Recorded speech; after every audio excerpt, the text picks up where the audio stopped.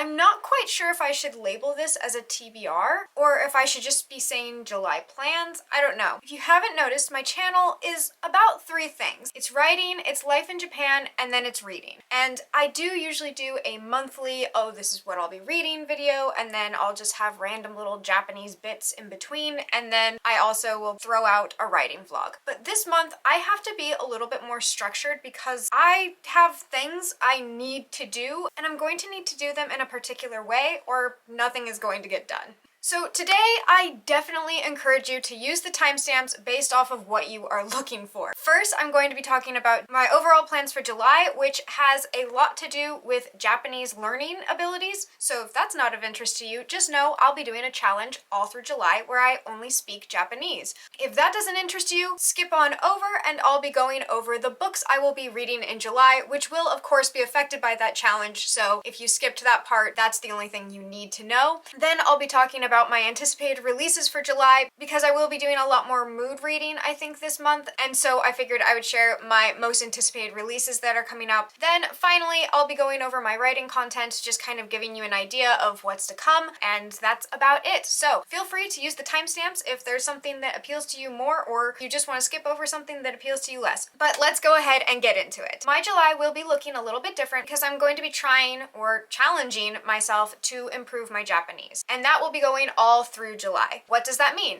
I'll only be able to talk and engage with media via Japanese. So that means talking, of course, texting, writing, watching YouTube, watching movies, watching TV shows, reading the newspaper, reading books. All will be in Japanese. I will be avoiding English at all costs through July because I have been continuously studying Japanese since I got to Japan and a little before, but really my studying journey started when I got here and I have seen improvement. However, is not where I want it to be, and I just kind of need a push. I need to gamify it. I need to have a different type of fun, which I'm pretty immersed in Japanese culture and language living in Japan, but there is still a lot of English in my life, and even my Japanese friends will try and engage with me in English because they would like to speak and talk to me, and they know my Japanese ability is low. So I've decided to push myself this month. I do have some limitations that I had to set. First and foremost, this is a timed thing, not only just for the month, 6 a.m. when I wake up, all the way to 6 p.m. when I get home and after dinner, will be speaking Japanese and engaging exclusively with the Japanese language. The reason why I've set this limitation is because, first and foremost, to maintain the health and well-being of my partnership. I do have a partner that I live with and he does not speak Japanese, so I feel like an entire month, his birthday month, should not be a month that I literally can't communicate with him whatsoever. It just seems like a bad call, bad idea. Once I get home from work, I'll still be speaking Japanese as I initially get through the door, settle down. Finally, once we sit down to dinner, I'll be able to click that part of my day off and have time with just him where we communicate as a partnership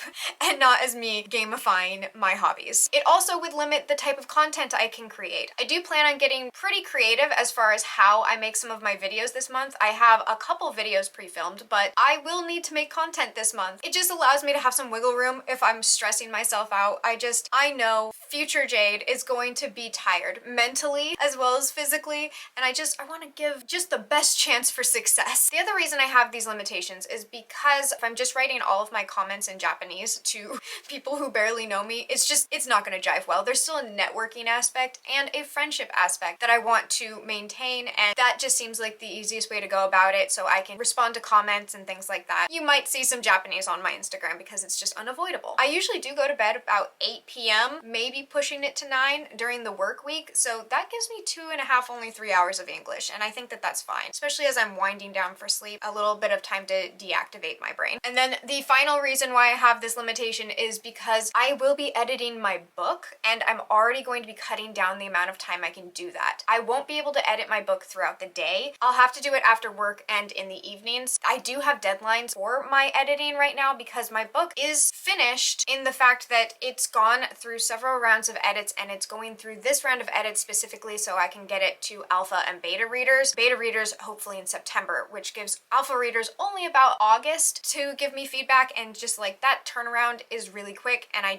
need to be able to get it done, and not being able to engage with English, which is unfortunately the language my book is written in. It's just a thing that came about. Quick questions that I feel like have come up in the past and will continue to come up, so I'll just address them here. My Japanese language ability, not great. Fantastically awful. But that's the point. My point of doing this entire thing is to increase and improve my Japanese language ability. My listening is actually fairly decent. I'm able to listen to my friends speak Japanese, understand a large quantity of the conversation. A lot of my conversations with my Japanese friends is a mixture of Japanese and English. It's really fun. I love talking to my friends in Japanese. I just know we can work through it with English at some point, and we do heavily rely on Google Translate sometimes because we have lives, we have jobs. Most of my friends are my coworkers. It bogs down the Japanese studying ability, even though I do have a lot of Japanese around me. It's just a crutch that I am pulling out from underneath me. On the topic of work, work has been super supportive. I let people know all through this month that I was going to be trying this challenge, and I kind of went about it in a sort of apologetic way. I am an English teacher, so there is room for friction there. Everyone at work has actually been really encouraging, and they are going to just try and speak to me in Japanese, that they will be patient with me if I don't understand them, and I can only respond to them in really broken Japanese right back. And then as far as my classes go, we did let the students know that I'd be doing this challenge. So apart from using vocabulary that's meant for the class, my JTE, my Japanese teacher of English, and myself will both be speaking Japanese and then teaching English the same way that my JTE normally teaches English, whereas I usually will only engage and speak to them in English. But the thing is part of that challenge is now all of my Japanese students have to only speak to me in English, where normally there is a bit of back and forth where if they can't quite make themselves understood, I can't understand much of their Japanese. So we kind of have a dual challenge going on with my classes, which I'm just like super appreciative of. I know my job is to teach them English, so the fact that they are feeling actually inspired and encouraged to do the challenge right back was just a nice sigh of relief. I was pretty stressed about it because being an English teacher that's only going to speak Japanese is just not great. But I will be reading out vocabulary and using correct pronunciation in class. I don't want to hinder their English ability in order for me to learn a foreign language. So there's some nice balance in there. It does beg the question if an English teacher is trying to learn Japanese. Lastly, what I'll be watching and reading, engaging in Japanese. On my downtime at lunch, I'll watch YouTube videos, I'll catch up on content, I read the newspaper daily. I will only be reading the Japanese newspaper. There are copies right next to each other, and I always pick up the English copy, and now I will be picking up the Japanese version, and if I don't understand it, I will catch up in the evenings. And so if some world-shaking event happens, I might not find out until about 8 p.m. Then as far as YouTube content, I do watch a lot of YouTube. I have channels I have found. I got recommendations from my students, from my teachers, and I would love more to list out some of the channels I found. I found booktuber Belle, also known as @BelleBook. She's a booktuber, but all of her content is in Japanese, so she gives Japanese book recommendations, and I just love seeing that side of booktube. Really excited immediately once I found this channel because I found out I could still engage with my hobbies in the language that I'm learning, so it's really like a meshing of my hobbies, and that's just really fun. Then I found another booktuber named Kaho Miyake. Mai Ichi ni Mae is another YouTuber that I found, and she does cooking videos, which I'm super excited about because I have gotten into cooking more lately, which has been fantastic for my budget, and now she can maybe teach me some new recipes if I don't get the recipes wrong because I don't understand her Japanese. Then my friends recommended me Furumi. I haven't actually watched the content yet. I was just recommended it, and it sounds really interesting. I'll definitely have to give an update on that one. Nakata University, which just gives general like opinions, I'm totally down to try. And then a channel I have actually always watched and loved is Learn Japanese with Tanaka-san. This is a fantastic, cute little channel. I highly recommend it if you want to learn Japanese, but like you just need low stress, low pressure studying. This is the channel for you. She makes like little cartoons. They are casual Japanese, formal Japanese, different situations, all useful situations. Like this is just a super useful channel, and I can listen to it while I'm going to sleep. I can listen to it while I'm studying. If I just need something like low engaging, low stress, it's a very relaxing, great little channel. So recommend it if you haven't heard of it. Moving on to what I will be reading in July. If you skipped over the whole Japanese portion, that took so long to explain everything because I just wanted to be really clear about what I was doing, and you don't care. That's why you skipped. Okay, point being, what I'll be reading in July heavily depends on the fact that I will only be able to engage with Japanese content from 6 a.m. to 6 p.m. First and foremost, I have my promise book. This is the book I have to read. This is the only book I'm guaranteeing to have read and finished in July. So my TBR is that of one. And we're gonna find out what it is. I would also love more recommendations. Feel free to give those out to me. I'm opening this up. What do we have here? We have The Many Half-Lived Lives of Sam Sylvester. This is by Franuk. I love Franny's channel so much. I will link her down below. And I don't know what this is, but I'm very excited for it. I think it was also recommended in June, which means it's most likely a queer book. I could be wrong. I could just be starting shit on the internet, but I think that that's what that is, and I'm very excited for it. That is the book. I will have the cover up here that I will definitely be reading in my spare time. I did finish my promise book from last month. That will be in a pre-filmed wrap-up video. Just all good stuff. Love my promise jar. Love my recommendations. Would love more. Please, if you have recommendations, both in my comfort zone and out of my comfort zone, half the fun of doing the promise jar is that I don't know what I'm going to get. And like I said, I like to gamify things. I'm going to be trying to read a book in Japanese, an audiobook specifically. My reading ability is not very high. I do have a kanji dictionary that I regularly bring out in my day-to-day life. I am able to read hiragana and katakana, so there is some reading ability that I have. I'm not going to be able to do a novel or chapter book. I think that would just discourage me overall. Even if I knew realistically that I wasn't at that level, it would just be discouraging. Audiobooks, however, that's my listening ability, and it's still giving me more and more Japanese. So I will be listening to an audiobook that is in Japanese, but what I'd like to do is try and infer and comprehend it, and then give updates or write like notes, memos, try and understand what's happening in the book. And then in August, I'd like to read the same book again in English and see what I actually was able to suss out or understand. Because if I even get one thing right, I will feel like a king. Like I just did something. If I'm able to even suss out one thing that's happening in this audiobook that's in Japanese, and then I was able to read it in English and be like, I knew it kind of. I was thinking, because I have so many different books by Murakami and I have heard so much about these books, both positive and negative, that might be fun because I have the physical copies in English. But I also don't mind recommendations. I'm not set right now, so this would not go in the promise jar, but if you know of a book, it can either be an English book that is translated into Japanese or a Japanese book that is translated into English audiobook format. Taking recommendations, I have a couple different ideas, but Audible actually hasn't been very helpful with its language sorting feature. It's very hard to find books that I know for certain are in both languages, so if you have any recommendations where you know, please, I'll take them. If I've finished my promise book, if I'm just slowly making my way through my Japanese audiobook, I do want an additional book. Usually I pick up multiple books at a time. I would like a mood reading book. I don't know if I'll be able to finish it this month, but I would like to have it just on hand. And I'm not sure what that is yet because I don't know my mood yet. But there are a lot of July books coming out. I have a lot of anticipated releases, so I'm going to share those with you really quick. I told you this was going to be a long video. I told you to use the timestamps. I will only be giving a very brief synopsis of these books because I don't want this video to go on forever and ever and ever, but I will be putting them in genre instead of date order. That might annoy a lot of people. It actually might even annoy me. I usually like watching anticipated releases in date order. I'm not doing that. I'm doing the antithesis of what I enjoy. And I'm putting them in genre order both for mood reading purposes and to give you a little bit more of the vibe, since this will be a very short description of the anticipated releases. This is a mood reading month. So first I'll go into kind of my historical fiction or historical fiction fantasy, where it has a little bit more of like a historical vibe to it. First we have The Sea Elephants. This is by Shastri Akella, and this is a queer coming of age novel set in the 1990s India about a young man who joins a traveling theater group. That sounds super interesting, super fun. The cover is stunning,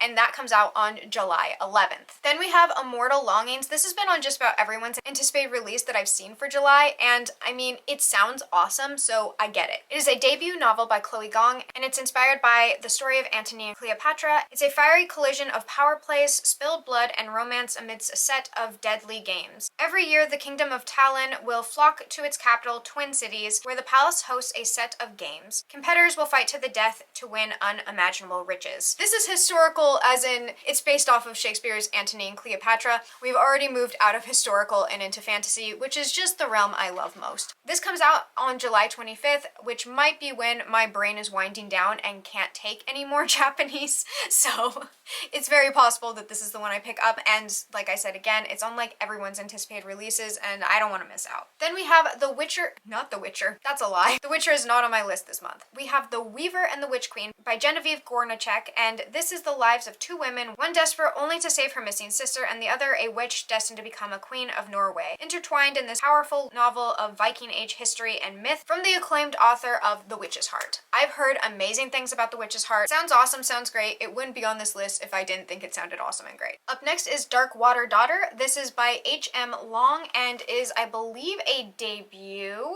I don't actually have proof of that. It is a fantasy pirate book. I don't know any more than that. I like pirate books. I recently read Tress of the Emerald Sea. That's by Brandon Sanderson. It's part of like his secret projects, and I didn't know it was a pirate book going into it. I just thought it was like a cozy fantasy story, and it was so much fun, and it was definitely due to the pirate aspect of that. It's just got me in a pirate mood. And that comes out on July 11th. Then we have Bonesmith by Nikki Palpretto. I have read Nikki Palpretto's books in the past. I want to read the rest of her Crown of Feathers series because the first one was amazing. And the cover is absolutely freaking stunning. It's soul-shatteringly cool. I'm going to read the synopsis up until the point that I'm interested, and then I'll read the rest for you. Gideon. Well, now it's on my most anticipated reads list, but I will go ahead and finish it for your benefit. Gideon the Ninth meets Game of Thrones White Walkers in this dark young adult fantasy about a disgraced ghost-fighting warrior who must journey into a haunted wasteland to rescue a kidnapped prince. There was not a single word in that sentence that didn't make me want to read this book. I think it might even be my most anticipated release of July, and I'm the first in line on my Libby app to pick up this book because I requested it from my library as soon as I read the word Gideon. So here's to hoping that I can actually read it as soon as it comes in, because that would be fantastic. And it does also come in on July 25th. Then there is The Jasad Heir by Sarah Hashem, and I think this is the one I have seen most on anticipated release videos. Like, I don't think that there's an anticipated release video I haven't seen this book mentioned. That definitely bodes well. 10 years ago, the kingdom of Jasad burned, its magic outlawed, its royal family murdered down to the last child. At least that's what Sylvia wants people to believe. The lost heir of Jasad, Sylvia, never wanted to be found. There's a lot more to that synopsis, but I get the basic idea, the premise of outlawed magic, a secret heir, like, it sounds cool. It definitely sounds up my alley. Let me know if that's on your anticipated releases, or if I just have a very curated list of YouTubers with similar book tastes. If you have something else that you are most anticipating. Next book rolling, just so we can really get through these, we have The Sun and the Void by Gabriela Romena Lacruz. In a lush world inspired by the history and folklore of South America, a sweeping epic fantasy of colonialism, ancient magic, and two young women's quest for belonging unfolds. Reina is desperate. Stuck living on the edge of society, her only salvation lies in the invitation from a grandmother she's never known. And prayer can't always avert disaster. Attacked by creatures that skulk the region, Reina is on the verge of death until her grandmother, a dark sorceress, and then it cuts off, and so will I. Like, you want me to finish the rest of the synopsis, right? Well, I would like to finish the book without even getting to finish the synopsis. That's me cutting corners and trying to make it sound intentional, but I hope it worked for somebody. The Sun and the Void come out on July 25th. Next is Ebony Gate, and that is the first in the Phoenix Horde series by Julia V. and Ken Bebele. Bebele?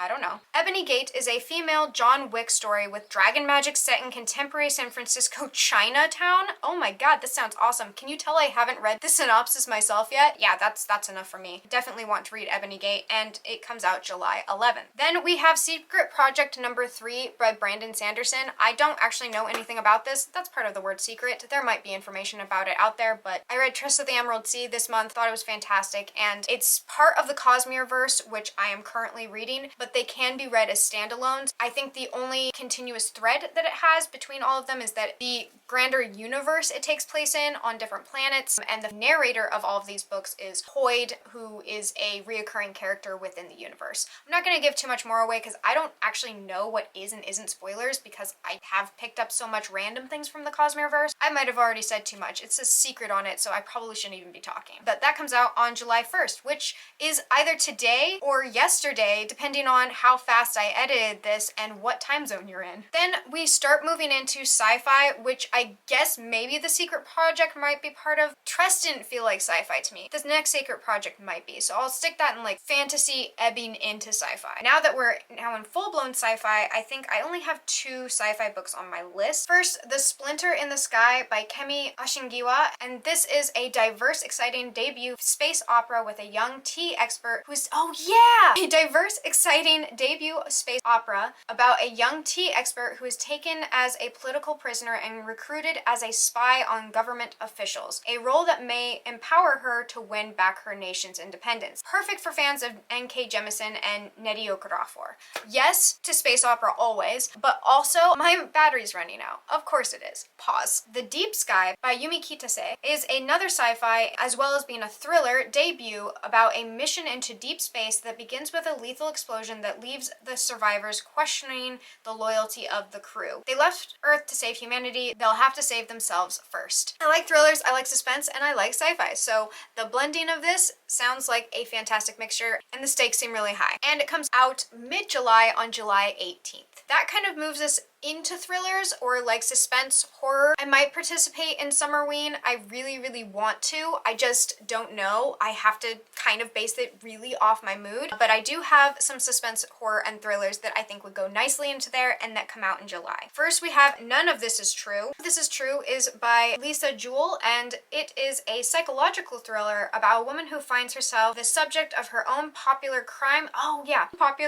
podcast, celebrating her 45th birthday at a local pub. Popular podcaster Alex crosses paths with an unassuming woman called Josie. Josie, it turns out, is also celebrating her 45th birthday. They are, in fact, birthday twins. That's not a very engaging synopsis, but I do like the podcast aspect. I saw it enough times where I'm like, yeah, me too. I am excited for this book, but the synopsis didn't read to me like anything that I would normally pick up. I just think it's really interesting, unlike the synopsis of that book. I want to know if that happens to you. Then finally, we have Goodbye Earl. Did I maybe put it on this list because I really liked the cover? Absolutely. Did I read the synopsis before putting it on my list? Sort of. Four women take fate into their own hands in this big-hearted story of friendship, resilience, and revenge on monstrous men from award-winning author Half-Blown Rose. Never read it. Never heard of it. Taking inspiration from the infamous, empowering song Goodbye Earl. Do I know that song? I think maybe it's a good for her story. Sometimes I like these kinds of books. I didn't technically know what this kind of book was, but I do sometimes like this kind of book. It just feels not low stakes in the book, but low stakes for me. I don't have to enjoy it. I don't have high expectations for it. It's how I ended up reading and really loving Nothing to See Here, just because it seemed like just a strange off-the-wall book that I picked up, and then I just enjoyed it. It's on this list. It's also the last of this anticipated release video list that randomly got put into my TBR, also Japan video. What is this? I can't tell you what this is, but I can sum up what this month will be. I will have content out. I have some pre-filmed, I have a wrap-up, this video, and then a writing vlog / update. For Japan videos specifically, I would like to do a morning routine. I think that I might be able to do that without speaking, which would really help the whole I can only speak in Japanese thing. I might do kind of like a video diary of that. I haven't figured out what my comfort levels are and what my mood will be after failing, or no, we're just gonna assume I'll be failing on my first couple of days and how I'll feel about that. Specifically in dealing with my writing content, I will have a writing video out soon. The writing video will be a little bit more of concrete information about what I plan on doing going forward. It's an editing writing video as well as some publisher stuff, kind of marketing how I want to go about this moving forward, because this book is now a book and it's coming to the point of where I can't just be whimsically writing and going about my life. I actually am doing some hardcore planning. That's a little bit more of the writing content you'll see.